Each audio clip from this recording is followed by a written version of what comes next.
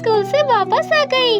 आपको अगर कोई जरूरत है तो बता दीजिए, मैं आपके घर के कामों में मदद कर देती हूँ। घर की कोई कामों में मदद नहीं चाहिए बेटी, तू बाहर जाकर खेल ले। ठीक है, मैं अभी जाती हूँ। वैसे पिताजी कहाँ है? वे अब तक काम से वापस नहीं लौटे क्या? नहीं, तेरे पिताजी अब तक वापस नहीं लौटे। उन्होंने कहा था नई काम ढूंढने के लिए वे शहर जाएंगे। लगता है शहर ही गए हैं। ठीक है, मैं चलती हूँ। जल्दी वापस आ जाऊंगी पिताजी के आने से पहले।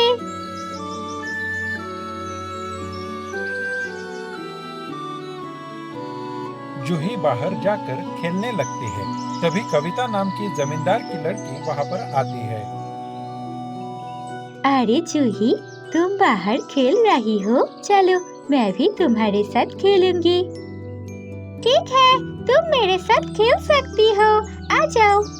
कविता मन ही मन सोचने लगती है, ये लड़की कितनी ज्यादा गरीब है, लेकिन फिर भी मुझसे इतनी खूबसूरत दिखती है और पढ़ाई में भी मुझसे ज्यादा अच्छी है। मैं इससे कभी भी दोस्ती नहीं करना चाहती हूँ, लेकिन क्या करूँ? इससे दोस्ती नहीं करूँगी तो पढ़ाई में मदद कैसे मिलेगी? इसीलिए इस गरीब लड़की के साथ भी मुझे दोस्त बन के रहना पड़ता है। क्या हुआ कविता? क्या सोच रही हो? कुछ नहीं। ऐसे ही खेलते खेलते शाम हो जाती है।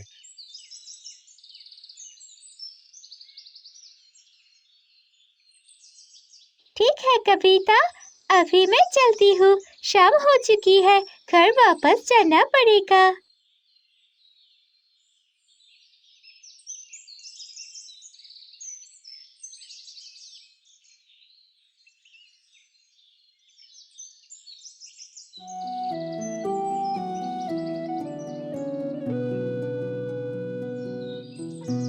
माँ, मैं आ गई घर। पिताजी घर वापस आ गए क्या? नहीं, तेरे पिताजी तो अब तक घर वापस नहीं आए। मुझे कुछ समझ नहीं आ रहा है, वे अब तक घर कैसे नहीं लौट रहे। अगर शहर भी गए होंगे तो शाम तक तो वापस आ जाना चाहिए था। इतना दूर भी नहीं है शहर। अब तो मुझे भी चिंता होने लगी है।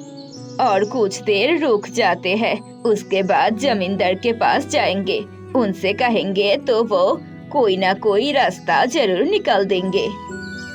लेकिन जमींदार ने तो पिताजी को नौकरी से निकाल दिया। अब फिर उनके पास जाएंगे तो वे मदद क्यों करेंगे? और कोई है भी तो नहीं है ना। तभी एक औरत दौड़ते दौड़ते उनके घर की तरफ आती है। अरे जूही की माँ, सुना तुमने? तुम्हारी पति की तो एक्सीडेंट हो गई है। वह पास के हॉस्पिटल में भर्ती है। अब तक यहाँ पर क्या कर रही हो? नहीं, ये सब नहीं हो सकता। जल्दी से चलिए, हमें हॉस्पिटल चलना पड़ेगा।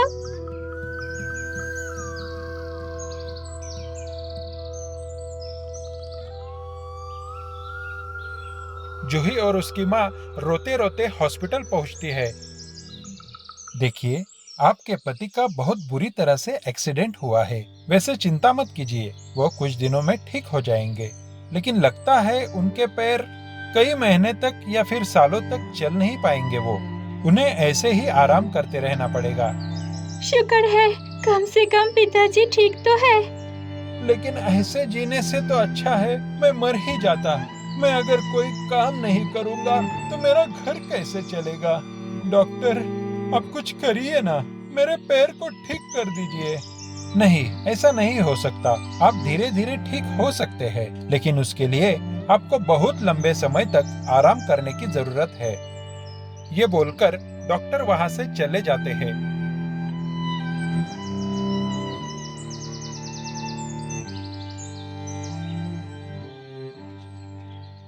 कुछ दिनों बाद जूही अपने माता पिता के साथ घर वापस आ जाती है। ऐसे ही दिन चलते रहते हैं। अगर ऐसा ही चलता रहा तो कैसे चलेगा? घर के सारे खाने का सामान खत्म हो चुका है। तेरे पिताजी के दवाई के लिए भी पैसा नहीं बचे। क्या करूँ अब? माँ, पढ़ाई कर लिया है।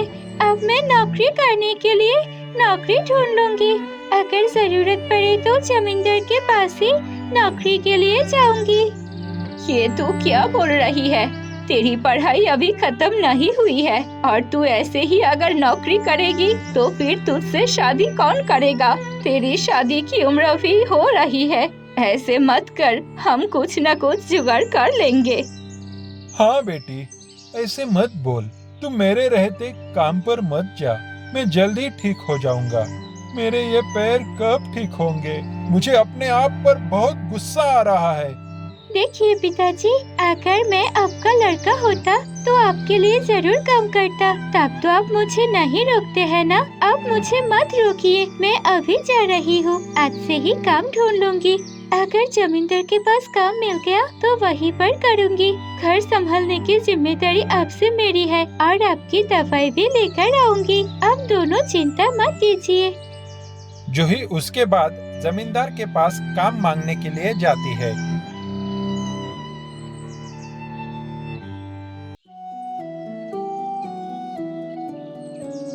अरे आओ आओ, तुम ही हो ना कुणाल की बेटी। वैसे तुम्हारे पिताजी अब कैसे हैं?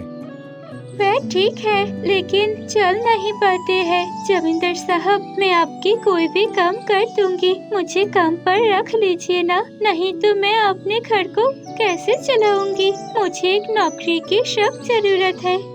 ऐसे ही जूही जमींदार के सामने एक नौकरी के लिए गिड़गिड़ा रही थी, तभी वहाँ पर कविता आ जाती है।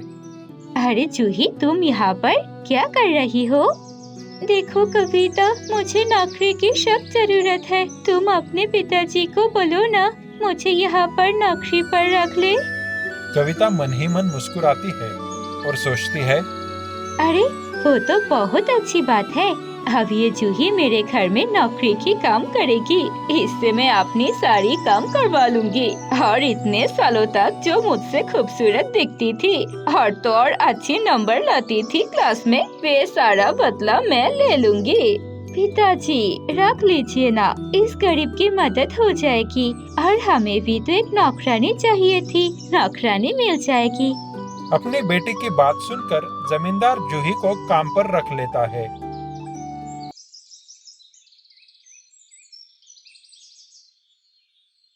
उसके बाद से जूही हमेशा जमींदार के घर पर काम करती थी और कविता उसे बहुत ज्यादा तंग करती थी।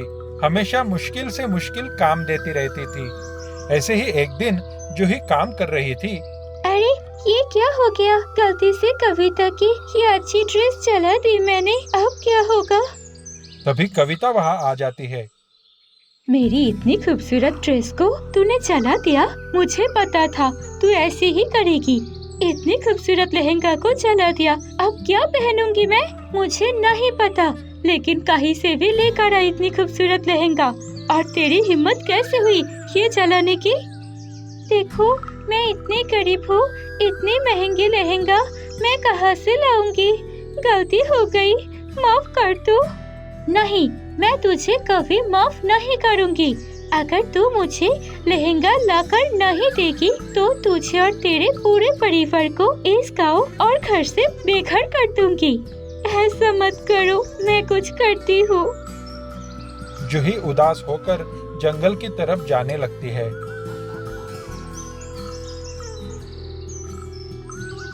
मैं जिंदा रहकर क्या करूंगी? अपने माता पिता की मदद करने गई थी, लेकिन अब तो उनके घर से बेघर करने पर आ गई। इससे अच्छा है मैं पहाड़ी पर जाकर खुद कर अपनी जान ही दे देती हूँ।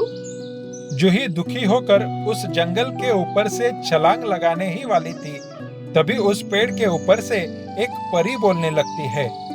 अरे लड़की, क्या हुआ? ऐसे जान क्यों देने चाहती हो? मुझे पता है तुम दुखी हो, लेकिन ऐसे जान देना कोई उपाय थोड़ी है। क्या करूं परी, आप ही बताइए। उसके बाद जूही अपनी सारी दुख की बात अब पेड़ की उस परी को बता देती है। ओह अच्छा, ये बात है। ठीक है लड़की, मैं तुम्हारी मदद करूंगी। ये लो, ये एक जादुई लहंगा है। इससे तुम जो भी मांगोगे सच्चे दिलों से तुम्हें वही मिलेगी। लेकिन हाँ, तुम इससे कभी किसी की बुराई नहीं कर सकती हो। हमेशा लोगों की अच्छाई के लिए ही इस्तेमाल कर सकती हो। अब सच बोल रही है? क्या मैं अगर इससे एक लहंगा मांगूंगी तो जमींदार की बेटी को वैसे ही लहंगा दे पाऊंगी? मेरे माता पिता घर से बेघर नहीं होंगे। हाँ, मैं बिल्कुल सच बोल रही हूँ। तुम आजमा के देख लो ना। ओ जादू लहंगा, मुझे एक लहंगा दे दो ना, जो बिल्कुल जमींदार की बेटी की लहंगा की तरह दिखती है। ये बोलते ही जादुई लहंगा उसे एक बिल्कुल वैसा ही लहंगा दे देती है। आपको बहुत बहुत शुक्रिया परी जी। मैं आपकी इस मदद को कभी नहीं भूलूंगी। जूही वो लहंगा ले जाकर अपनी जमींदार की बेटी कविता को दे देती है और उसके बाद जूही की और अपने माता पिता की जिंदगी में किसी चीज की कमी नहीं होती है।